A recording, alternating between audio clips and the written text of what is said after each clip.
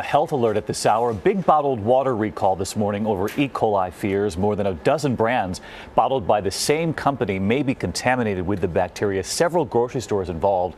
ABC's Rena Ninan right here with the story this morning. Rena. Hey, good morning to you guys. You know, there are all kinds of fancy water bottle filters that take impurities out of the water. But this morning, the nationwide recall is for water bottles that look more like this one, with specific instructions on how you can protect your family.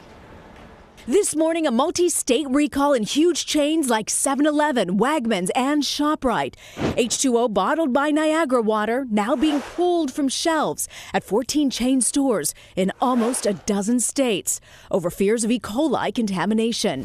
The company issuing this alert: boil water before using, finding the E. coli bacteria during a test of its Pennsylvania water supply this month. Niagara Water voluntarily pulling the bottles from stores because E. coli can cause things like nausea and severe cramping. It's especially dangerous for children and the elderly. One of the ways a company knows that their water is safe to drink is testing it for E. coli. If they find E. coli in there, there's something wrong with their process. It doesn't mean everyone who drinks water contaminated with E. coli will get sick. But with 10 billion gallons of bottled water consumed in the U.S. every year, there's the big question. How can you know if the water in the bottle you're reaching for is safe?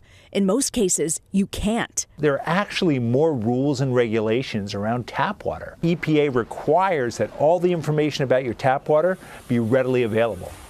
So here's the good news. Niagara Bottling so far says no reports of illnesses or injuries.